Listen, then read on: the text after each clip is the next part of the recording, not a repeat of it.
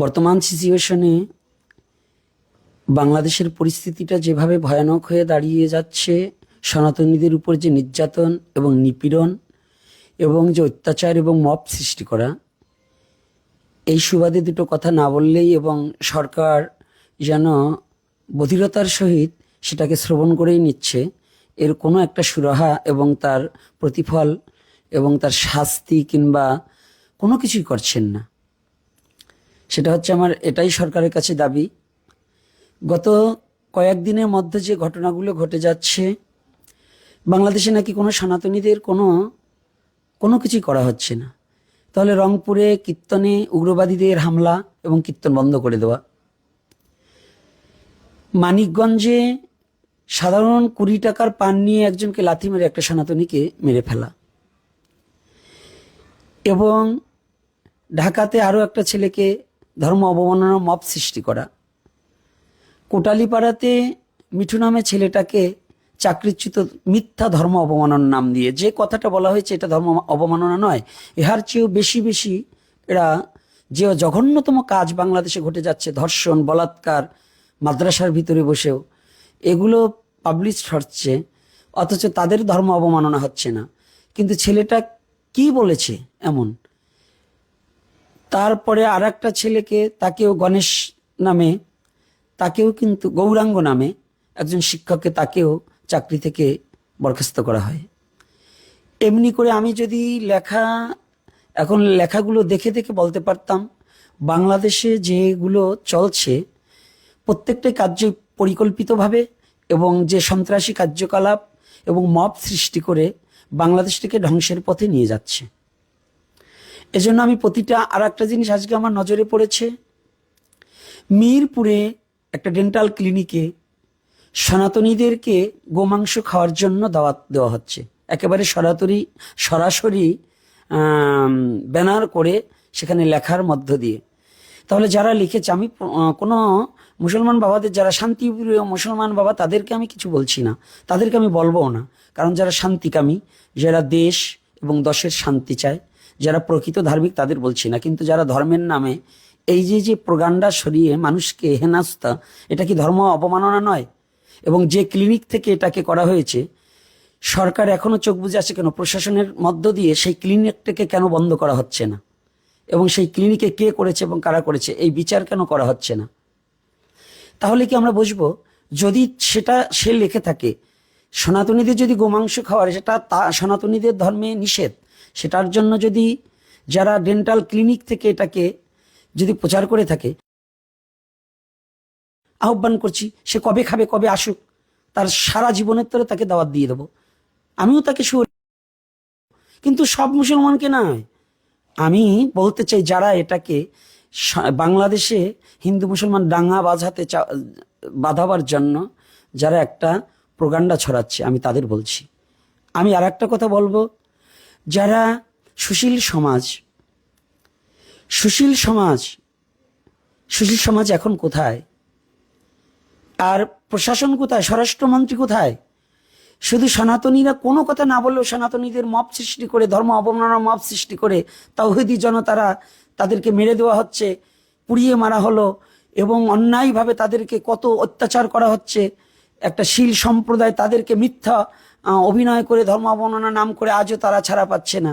বাংলাদেশে বহুত কয়েক 100 ঘটনা এরকম আমি দেখিয়ে দিতে পারবো। কিন্তু অথচ এর কোনো বিচার না করে এই যে আজকে যে কাজটা করেছে, এবং যেটা সাইনবোর্ডে যেটা দেওয়া হয়েছে, এটা কতটুকু যুক্তাযুক্ত, এবং এটা প্রশাসন যদি বিচার না করে এবং করার, আমি অনুরোধ করব স্বরাষ্ট্রমন্ত্রী, তিনি যেন এটাকে একটু দেখেন, প্রধানমন্ত্রীর নজরেও যেন এটা আসেন। কারণ সনাতনীরা কি সংখ্যালঘু বিধায় কি বাংলাদেশে কোনো বিচার পাবে না? এবং সনাতনীদের ধর্ম কি, এটা কি ধর্ম নয়? এটাকে অপমাননা করলে পরে তাদের কোনো শাস্তি হবে না? এমনকি ডক্টর ইনায়েতুল্লাহ আব্বাসী, তিনি যে ধরনের কথাগুলো বলছে, প্রত্যেকটা কথা সনাতনীদের হত্যার হুমকি, সনাতনীদেরকে জ্বালিয়ে পুড়িয়ে দেওয়ার, সনাতনী সম্পত্তি দখল করার, এটা ডক্টর ইনায়েতুল্লাহ আব্বাসী তার বক্তৃতার মধ্যে, তার আলোচনার মধ্যে বহুবার আসছে।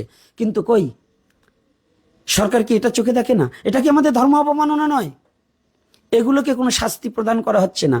অথচ আমাদেরকে এই যে কোরবানি সামনে রেখে তার ধর্ম সে প্রতিপালন করবে, যার যার ধর্ম সে প্রতিপালন করবে।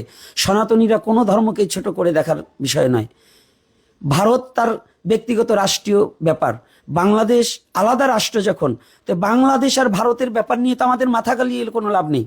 আমাদের বাংলাদেশের কোনো সনাতনী কি ভারতে বিজেপি আসুক, তৃণমূলই আসুক, আর যেই আসুক, সেখানে তো আমরা কোনো কথা বলি না। এই পর্যন্ত আমরা কোনো দলের সাপোর্ট নাই। কিন্তু আমাদের কেন অত্যাচার করা হচ্ছে?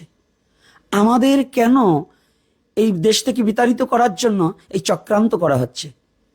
তাই আমি প্রধানমন্ত্রী এবং স্বরাষ্ট্রমন্ত্রীর কাছে এবং সুশীল সমাজের কাছে আমার আর্তি এবং বিনীত প্রার্থনা যে সনাতনীরা এখন কোথায় যাবে? কি বিচার কি পাবে না বাংলাদেশে? আর যদি বিচার যদি নাই থাকে, তাহলে বুঝবো বাংলাদেশের আইন অন্ধ এবং এই মন্ত্রিসভাও শুধু নাটকীয় মন্ত্রিসভা। এটা সনাতনীদের জন্য কিছু নয়। এটা সনাতনীদের জন্য কোনো মন্ত্রিসভায় কোনো কথা নেই। কেন? এটা কি সনাতনীরা কি তাহলে কি এদেশে নাগরিক নয়? আর যদি নাগরিক হয়ে থাকে, তাহলে সনাতন ধর্ম কি, সনাতন ধর্ম নিয়ে কেন এরকম অত্যাচার? একটা শ্মশানে, আমি জায়গাটা না দেখে বলতে পারছি না, যেখানে বগুড়ায় নন্দীগ্রাম হিন্দুপাড়ায় এই যে একটা মহাশ্মশানে, এই মহাশ্মশানের বিগ্রহ মা কালীর সান্মুখে যে অশ্লীলভাবে উলঙ্গ হয়ে যে ছবিটা তুলে আবার পোস্ট করেছে, প্রশাসন কি পারে না? প্রশাসন না পারে এমন কোনো কাজ নেই। আর যদি না পারে, তাহলে তো বুঝবে প্রশাসন হিজড়ার দলে চলে গেছে, তাদের পুরুষত্বই হারিয়ে ফেলেছে। কারণ যদি একটা, সেটাকে আমার ধর্ম নয়, আমার সনাতন ধর্মের বিগ্রহের সম্মুখে সে উলঙ্গ হয়ে, কেন তার পুরুষাঙ্গ কেটে দেওয়া হোক? কেন হবে না? এর বিচার কেন পাবো না? তাহলে কি প্রশাসন কি নপুংসুক? প্রশাসন কি একেবারে মানে সনাতনীদের জন্য কোনো প্রশাসন নেই? আর কোনো আইন কি বাংলাদেশে নেই সনাতনীদের জন্য?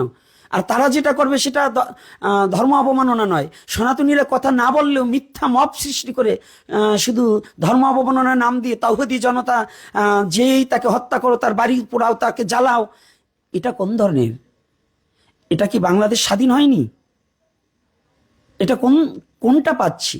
কেন আজকে মিরপুরের যে ঘটনাটা ব্যতীত, এটা সরকার যদি কোনো পদক্ষেপ না নেয়, তাহলে সমস্ত সনাতনীদের কাছে আমার অনুরোধ, আমরা বিশ্ববাসীকে জানাতে বাধ্য থাকিব যে বাংলাদেশে সনাতনীদের অত্যাচার এখনো, সরকার গঠন হওয়ার পরেও সনাতনীদের অত্যাচার থামছে না এবং বেড়েই চলছে। এটাকে আমাদের একান্তভাবে জানানো দরকার এবং আমরা জানাতে বাধ্য থাকব। আমি অনুরোধ করব, সনাতনী জাতি, আমরা কাউকে কোনো ধর্মকে ছোট করার জন্য নয়, মিথ্যা অপবাদ দিয়ে মিথ্যা মব সৃষ্টি করে আর কতকাল সনাতনীদেরকে হেনস্থা করা হবে, এবং আর কতকাল তাদের ঘর বাড়ি লুট করা হবে, আর কতকাল তাদের সম্পত্তি লুট করে খাওয়া হবে। আর সমস্ত সনাতনী জাতিকে আমি একটা কথা বলতে চাই, সেটা হচ্ছে নাক কান চোখ খোলা রেখে চলতে হবে। কারণ এই কিছু সন্ত্রাসীরা, এরা ধর্ম অবমাননার নাম দিয়ে জমি দখল, বাড়ি পোড়াও, মানুষকে হত্যা করো, এই সন্ত্রাসীরা বাংলাদেশে ঘিরে ফেলেছে। এই সন্ত্রাসবাদ যতদিন পর্যন্ত না যাবে, বাংলাদেশে একজনও শান্তিতে থাকতে পারবে না, বাংলাদেশে কোনো শান্তি আসবে না। যতই শান্তির বার্তা হোক, বাংলাদেশ যত শান্তি চাক না কেন, যতদিন পর্যন্ত এগুলো বন্ধ না করবে, সনাতনীদের অত্যাচার বন্ধ না করবে, ততদিন পর্যন্ত এই বাংলাদেশে কোনো শান্তি আসবে না। তাই আমি মাননীয় প্রধানমন্ত্রী তারেক রহমানের কাছে আমি বলবো যে আপনি এটাকে অতি সত্বর আপনার প্রশাসনের দৃষ্টিগোচর করিয়ে আমাদের সনাতনীদের এই অত্যাচার থেকে একটু রক্ষা করুন। না হলে তো আমাদের এই দেশে থাকাই দায় হয়ে যাচ্ছে। আমি আর কিছু বলতে চাচ্ছি না, আজকের মতে আমি বলবো না বেশি কিছু। আমি আরো প্রমাণ সাপেক্ষ যারা নির্যাতন নিপীড়িত হচ্ছে এবং যারা করছে, এদের ভিডিও ফুটেজ পর্যন্ত আছে, সারা নেট দুনিয়া ছড়িয়ে গেছে, তথাপিও তাদের বিচার হচ্ছে না। এটা কিন্তু ঠিক না। আমি শান্তিপ্রিয় এবং শান্তিকামী মানুষদের কাছে আমার এই বিচারটা, এবং অতি সত্বর যেন এই বিচারটা, এদেরকে আইনের আওতায় এনে বিচারটা যেন করা হয়। না হলে একদিন সৃষ্টিকর্তা ঠিকই এটার বিচার করে দেবে, রাস্তায় পড়ে মরতে হবে। এটা কিন্তু সৃষ্টিকর্তা ঠিকই এর বিচার, সবার হাত ফাঁকি দেওয়া যাবে, সনাতনীরা সংখ্যালঘু বিদায় তাদের অত্যাচার করা হবে, এটা কিন্তু সৃষ্টিকর্তা। একটা কথা জেনে রাখবে, সনাতনীকেও সৃষ্টিকর্তা সৃষ্টি করছে, তার সৃষ্টির উপরে অত্যাচার হলে পরে, এই জুলুম হলে একদিন ধ্বংস হতে হবেই, ধ্বংস হবে হবে হবে। এজন্য আমি অনুরোধ করব, আমি আবারও অনুরোধ করছি, এই উগ্রবাদীদের হাত থেকে সংখ্যালঘুদের রক্ষা করা হোক।